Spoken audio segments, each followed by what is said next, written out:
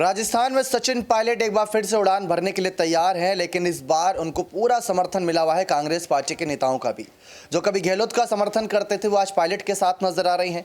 जो कभी पायलट के साथ थे वो पायलट का पूरी तरीके से अब पुरजोर यहाँ पर कह सकते समर्थन और कर रहे हैं कि पायलट को अब तो मुख्यमंत्री बन जाना चाहिए। लेकिन कह देने भर से कुछ नहीं होता है, करने भर से होता है। जब कागजी तौर पर सचिन पायलट को मुख्यमंत्री माना जाएगा तो कहा जाएगा कि सचिन पायलट ही राजस्थान के असली मुख्यमंत्री हैं। भले ही आप रैलियों में कितने भी नारे लगा ले हमारा मुख्यमंत्री कैसा हो, सचिन पायलट जैसा हो, लेकिन ये तो रही बात सिर्फ विधायकों की। अब देश के मंत्रियों के प्रधान यानी कि प्रधानमंत्री राजस्थान में एंट्री लेंगे। 18 जनवरी को खबरें सामने आ रही कि 18 जनवरी को उनकी एंट्री होगी राजस्थान में। और जो सबसे बड़ी ताकत राजस्थान में वोट बैंक परसेंटेज के हिसाब से बताई जाती है, गुर्जर समाज को साथ लाने की कोशिश होगी। भारतीय जनता पार्टी का भी अभी तक सीएम चेहरा तय नहीं है कि राजस्थान विधानसभा चुनाव 2023 में भारतीय जनता पार्टी किसके नाम पर वोट मांगेगी। क्या ये दोबारा से पीएम मोदी के नाम पर ही वोट मांगे जाएंगे, उसके बाद चुनाव जीत जाएंगे तो तय करेंगे कौन बनेगा मुख्यमंत्री, या इस बार प्रधानमंत्री जब आएंगे तब ऐलान करके जाएंगे। ये देखना अपने आप में बेहद दिलचस्प होगा। लेकिन सचिन पायलट की जो सबसे बड़ी ताकत बताई जा रही है, गुर्जर समाज को साथ रखना, किसानों के लिए आवाज़ उठाना, बेरोजगारी के मुद्दे पर युवाओं के लिए बोलना, महंगाई के मुद्दे पर महिलाओं और साथ ही साथ मिडिल क्लास के परिवार वालों के लिए बोलना, सचिन पायलट की ये ताकत बन चुकी है। लेकिन इसी ताकत को कमजोरी में बदल देंगे प्रधानमंत्री मोदी जब दस्तक देंगे। प्रधानमंत्री नरेंद्र मोदी पायलट के खिलाफ उतरेंगे, ये बात साफ है, क्योंकि जो आर्टिकल सामने आ रहे हैं, जो खबरें सामने आ रही हैं, उसमें साफ बातें लिखी हैं कि गुर्जर समाज को साथ लाने के लिए पीएम मोदी का ये सबसे बड़ा और दमदार कदम है। गहलोत अभी तक पायलट के नाम पर कह सकते हैं अच्छे खासे समर्थन बटोरते नजर आए थे। वोट बैंक भी उनका मजबूत था, काफ़ी समाजवाद होता है। अगर राजस्थान में देखें तो काफ़ी समाजवाद होता है, ब्राह्मण, गुर्जर, तमाम अलग अलग समाज को बांट रखा है। इनके वोट बैंक बटे हुए हैं, किसको साथ ले आए तो इतना परसेंटेज ऑफ वोट बैंक मिल जाएगा। सीपी जोशी को जब बनाने की बात आई थी तो ब्राह्मण और तमाम समाज का समर्थन उन्हें मिला हुआ था। लेकिन बात आती है राजस्थान में गुर्जर समाज की, अगर 7%, 17% या 22% भी वोट परसेंटेज रहता है तो ये अपने आप में बहुत बड़ा वोट परसेंटेज है। और ये सारा का सारा समर्थन पायलट को करता है। मलूक नागर का एक बयान याद होगा, संसद में जो बयान उन्होंने दिया था कि गुर्जरों के भगवान थे राजेश पायलट, जो सचिन पायलट के पिता थे, और किसानों की मदद करने के लिए राजेश पायलट और उनके बाद सचिन पायलट दोनों ही हमेशा आगे रहे। और अभी जो एक भव्य रैली करेंगे सचिन पायलट, जो सम्मेलन होगा वो किसानों के समर्थन के लिए ही होगा। किसानों की आवाज़ों को उठाते नजर आएंगे, महंगाई, बेरोजगारी जैसे मुद्दों पर भी बीजेपी के खिलाफ हमला बोलेंगे। लेकिन पीएम मोदी की दस्तक यहाँ पर कितना ज़्यादा परेशान करती नजर आएगी सचिन पायलट को, ये अपने आप में देखना बेहद ही दिलचस्प होगा। देखिए आप हमारी एक खास रिपोर्ट, जिसके माध्यम से आपको पता चलेगा कि कैसे पीएम मोदी की रैली को लेकर कुछ भारतीय जनता पार्टी बड़ी तैयारियां कर रही है, और इससे भारतीय जनता पार्टी का मिशन 2023 शुरू हो चुका है, जो कि मिशन 2023 में राजस्थान में भी कमल खिलाने का मिशन है। देखिए आप हमारी एक खास रिपोर्ट। राजस्थान में सत्ता हासिल करने के लिए बीजेपी मिशन 2023 पूरा करने में जुट गई है। प्रदेश भाजपा गुर्जर समाज को साधने के लिए पीएम नरेंद्र मोदी की चुनावी एंट्री करा रही है। इस साल होने वाले विधानसभा चुनाव से पहले प्रधानमंत्री नरेंद्र मोदी का पहला दौरा है। प्रधानमंत्री नरेंद्र मोदी 28 जनवरी को भीलवाड़ा के आसिंदा में गुर्जरों के आराध्य देव नारायण भगवान की 1111वीं जयंती पर आयोजित कार्यक्रम में शामिल हो सकते हैं। प्रदेश में दिसंबर 2023 में होने वाले विधानसभा चुनाव के लिए कांग्रेस और बीजेपी ने तैयारियां शुरू कर दी हैं। कांग्रेस 26 जनवरी से हाथ जोड़ो अभियान तहत जनता की नब्ज टटोलने के लिए निकल रही है। वहीं बीजेपी पहले जन आक्रोश यात्रा और जन आक्रोश सभाओं के माध्यम से जनता के बीच पहुंच रही है। जन आक्रोश अभाव में केंद्रीय नेताओं की एंट्री हो चुकी है।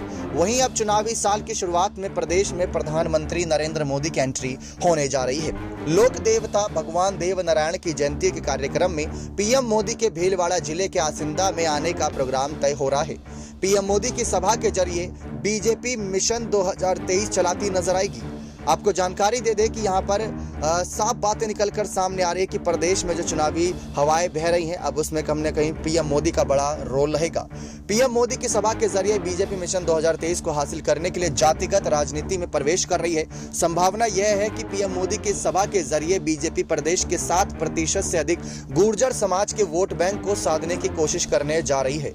यह तबका पिछले चुनाव में गुर्जर समाज ने पूर्व प्रदेश कांग्रेस अध्यक्ष सचिन पायलट समर्थन में कांग्रेस के साथ चला था।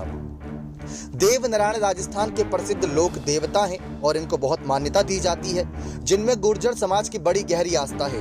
मालासेरी यानी भीलवाड़ा जिले में आसिंदा के पास देवनारायण का जन्म हुआ। ऐसे में मालासेरी धर्म के प्रति गुर्जर समाज श्रद्धा और आस्था से जुड़ा हुआ है। राजस्थान में विधानसभा चुनाव के लिए भाजपा जातियों को साधने की रणनीति बना रही है। इसके तहत पहले पार्टी ने आदिवासियों को रिझाने के लिए आदिवासी सम्मेलन और मानगढ़ धाम पर पीएम मोदी के कार्यक्रम का आयोजन किया था। अब भाजपा ने गुर्जरों पर नजरें गड़ाई हैं।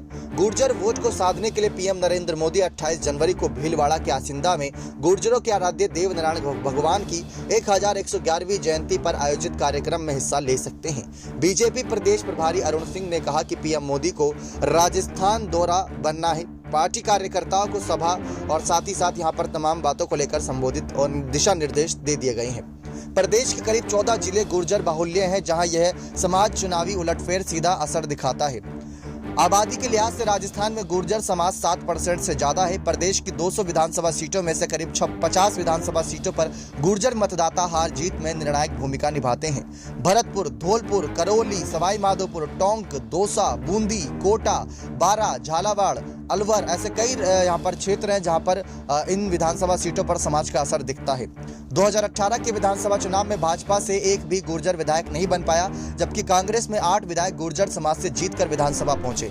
हालांकि उस वक्त प्रदेश कांग्रेस के अध्यक्ष सचिन पायलट थे और उनके मुख्यमंत्री बनने की संभावना के चलते गुर्जरों ने एक तरफा लोकसभा चुनाव में यह वोट बैंक भाजपा की तरफ डाइवर्ट हो गया था। गुर्जर नेता शैलेंद्र सिंह की माने तो पीएम मोदी की सभा से गुर्जर समाज में एक अच्छा मैसेज गया है।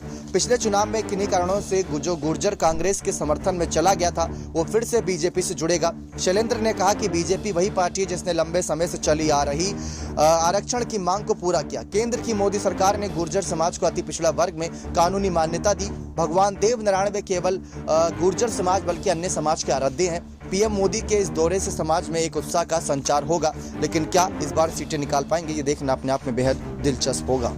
देखा आप सभी ने। अब बात यहाँ पर साफ आती है कि पीएम मोदी तो अपनी रणनीतियों के साथ राजस्थान में एंट्री लेंगे, लेकिन क्या ये रणनीतियों को कामयाब होने देंगे सचिन पायलट? हमने हिमाचल चुनाव में देखा था, वहाँ पर काफ़ी गुर्जर नाराज थे। पेंशन जिनको मिलती थी वो भी नाराज थे सरकार की योजना से। अब वही चीज़ राजस्थान में भी लागू की जा सकती है, उन्हीं मुद्दों पर चुनाव लड़ा जा सकता है। तो पीएम मोदी तो अपने माइंडसेट के साथ आ रहे हैं, लेकिन पायलट की एक जो ताकत है, एक जो कड़ी बनी आई है हमेशा से, युवा प्लस गुर्जर का अच्छा खासा समर्थन, क्या उस कड़ी में सेंधमारी कर पाएंगे पीएम मोदी?